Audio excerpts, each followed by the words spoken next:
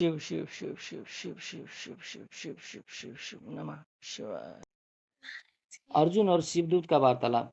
किरात वेशधारी शिवजी के साथ अर्जुन का युद्ध। पहचानने पर अर्जुन द्वारा शिव स्तुति। शिवजी का अर्जुन को वरदान देकर अंतर्ध्यान होना।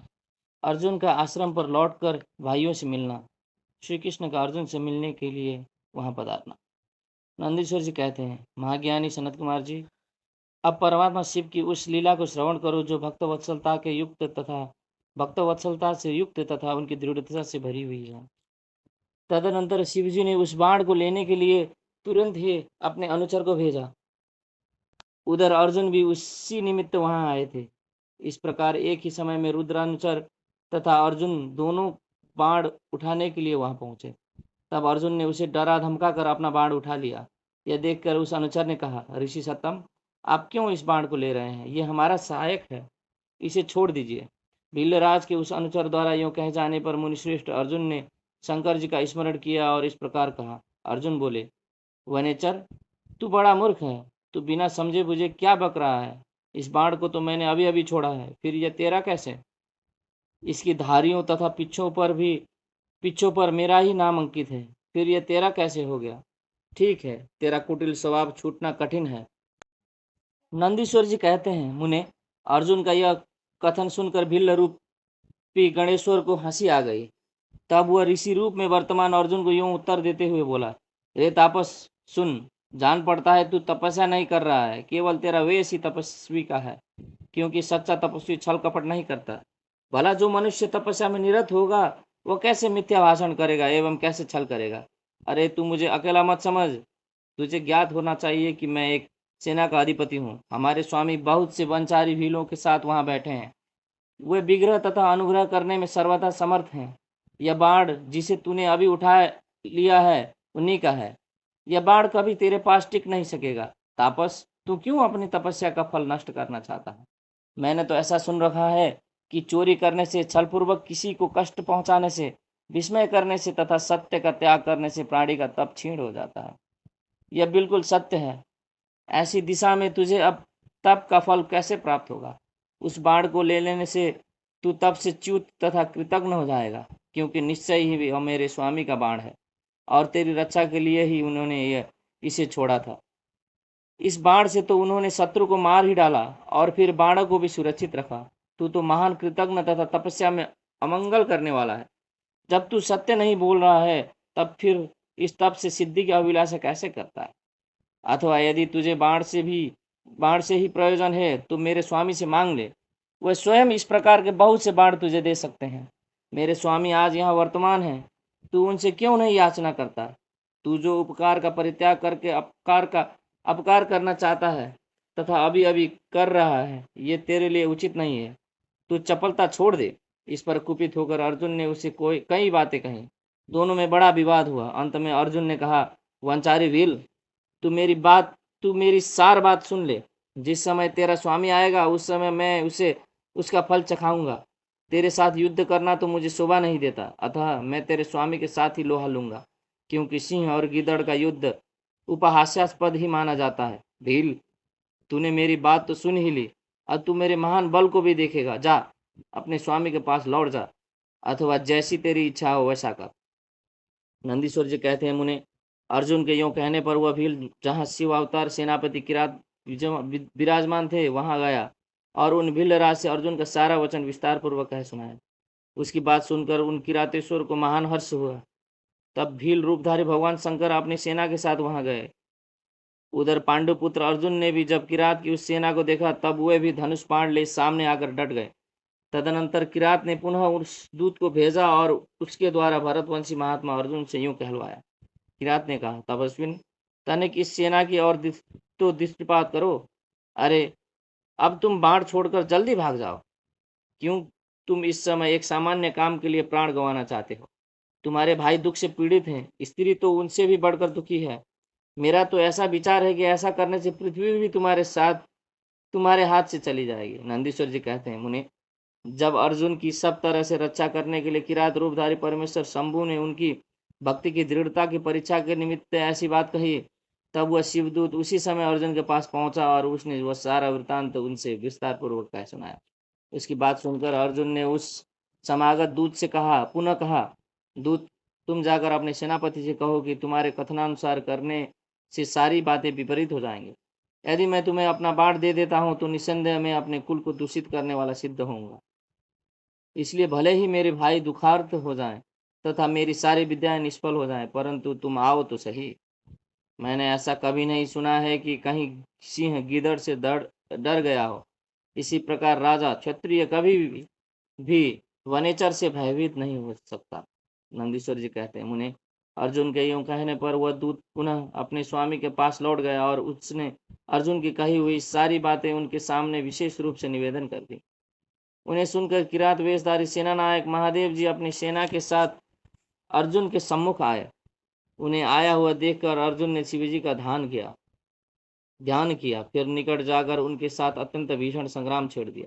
इस प्रकार गणों सहित महादेव जी के साथ अर्जुन का घोर युद्ध हुआ।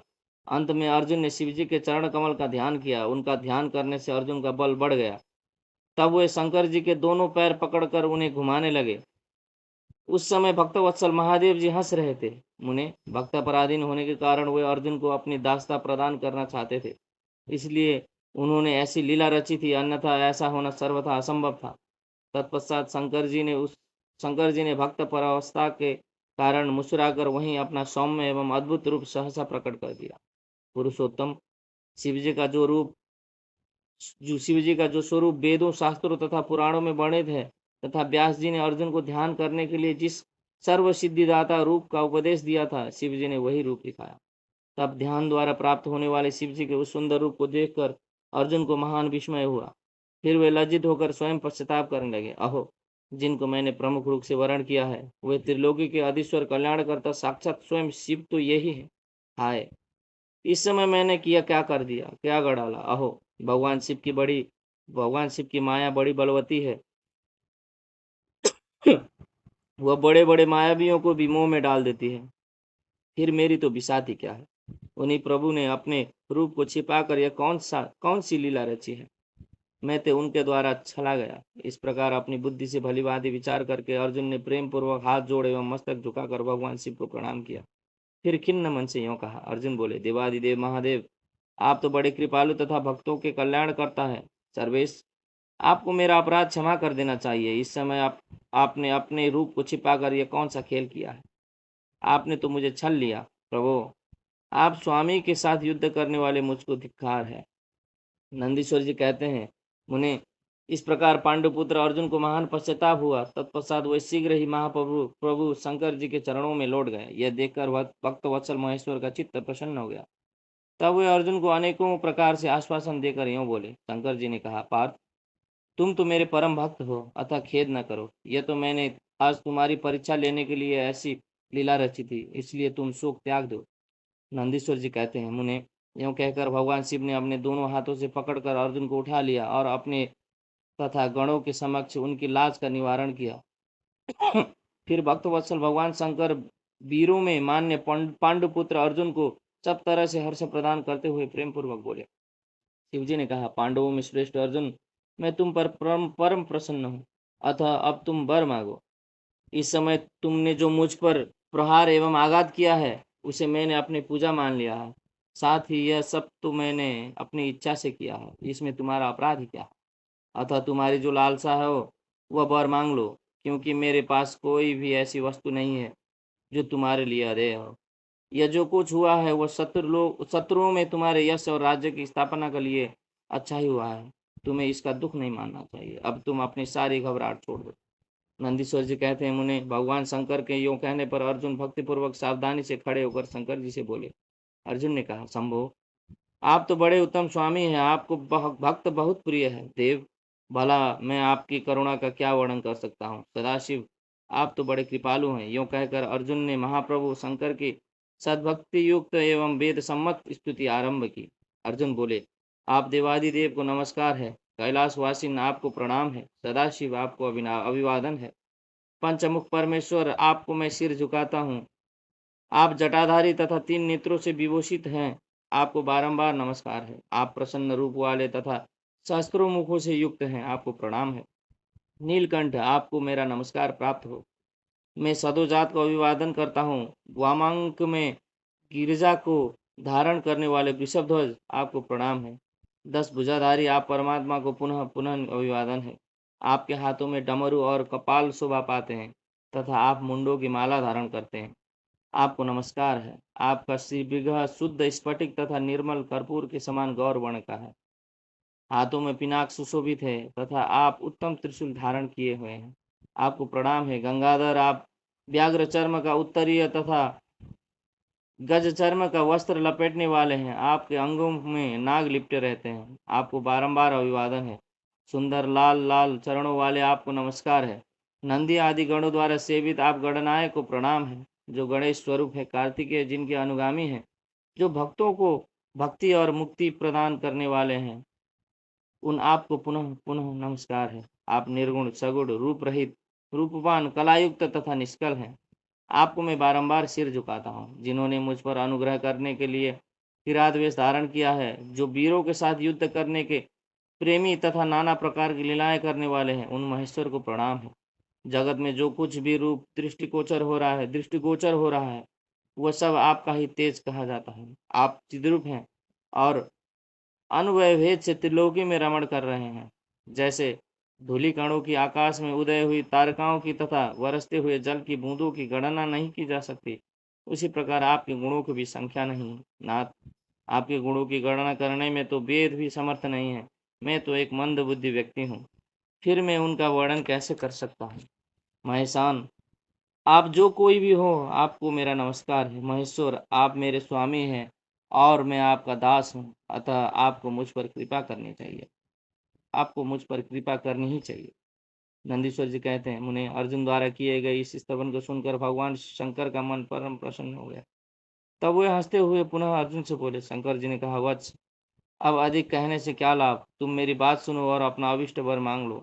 इस समय तुम जो कुछ कहोगे वह सब मैं तुम्हें प्रदान करूंगा। नंदीश्वर जी कहते हैं, महर्षि शंकर जी के यूं कहने पर अर्जुन ने हाथ जोड़कर नतमस्तक हो सदाशिव को प्रणाम किया और फिर प्रेम पूर्वक गदगद वाणी में कहना आरंभ किया। अर्जुन ने कहा, विभो, आप तो स्वयं ही अंतर्यामी रूप से सबके अंदर विराजमान है, अतः घट घट की जानने वाले हैं। ऐसी दशा में मैं क्या कहूँ। तथापि मैं जो कुछ कहता हूँ उसे आप सुनिए।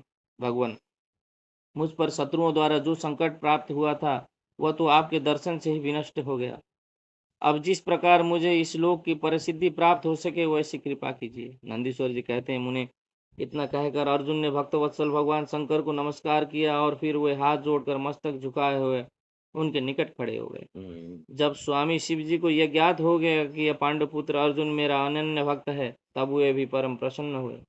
फिर उन महेश्वर ने अपने पाशुपत नामक अस्त्र को, जो सर्वथा समस्त प्राणियों के लिए दुर्जय है, अर्जुन को दे दिया और इस प्रकार कहा। शिवजी बोले, वत्स, मैंने तुम्हें अपना महान अस्त्र दे दिया। इसे धारण करने से अब तुम समस्त शत्रुओं के लिए अजय हो जाओगे। जाओ, विजय लाभ करो। साथ ही मैं श्री कृष्ण से भी कहूंगा, वे तुम्हारी सहायता करेंगे, क्योंकि श्री कृष्ण मेरे आत्मस्वरूप भक्त और मेरा कार्य करने वाले हैं। भारत, मेरे प्रभाव से तुम निष्कंटक राज्य भोगो और अपने भाई युधिष्ठिर से सर्वदा नाना प्रकार के धर्म कार्य कराते रहो। नंदीश्वर जी कहते हैं, मुने, यूं कहकर शंकर जी ने अर्जुन के मस्तक पर अपना कर कमल रख दिया और अर्जुन द्वारा पूजित हो वह शीघ्र ही अंतर्ध्यान हो गया। इस प्रकार भगवान शंकर से वरदान और अस्त्र पाकर अर्जुन का मन प्रसन्न हो गया। तब वे अपने मुख्य गुरु शिव का भक्तिपूर्वक स्मरण करते हुए अपने आश्रम को लौट गए। वहां अर्जुन से मिलकर सभी भाइयों को ऐसा आनंद प्राप्त हुआ मानो मृतक शरीर में प्राण का संचार हो गया। उत्तम व्रत का पालन करने वाले द्रौपदी को अत्यंत सुख मिला। जब उन पांडवों को यह ज्ञात हुआ कि शिवजी परम संतुष्ट हो गए हैं, तब उनके हर्ष का पार नहीं रहा। उन्हें उस संपूर्ण वृतांत के सुनने से तृप्ति सुनने से तृप्ति ही नहीं होती थी। उस समय उस आश्रम में महामानसी पांडवों का भला करने के लिए चंदन युक्त पुष्पों की वृष्टि होने लगी। तब उन्होंने हर्षपूर्वक संपत्ति दाता तथा कल्याणकर्ता शिव को नमस्कार किया और 13 वर्ष की अवधि को समाप्त हुई जानकर यह निश्चय किया कि अवश्य हमारी विजय होगी। इसी अवसर पर जब श्री कृष्ण को पता चला कि अर्जुन लौट कर आ गए हैं, तब यह समाचार सुनकर उन्हें बड़ा सुख मिला और वे अर्जुन से मिलने के लिए वहां पधारे। तथा कहने लगे कि इसलिए मैंने कहा था कि शंकर जी संपूर्ण कष्टों का विनाश करने वाले हैं।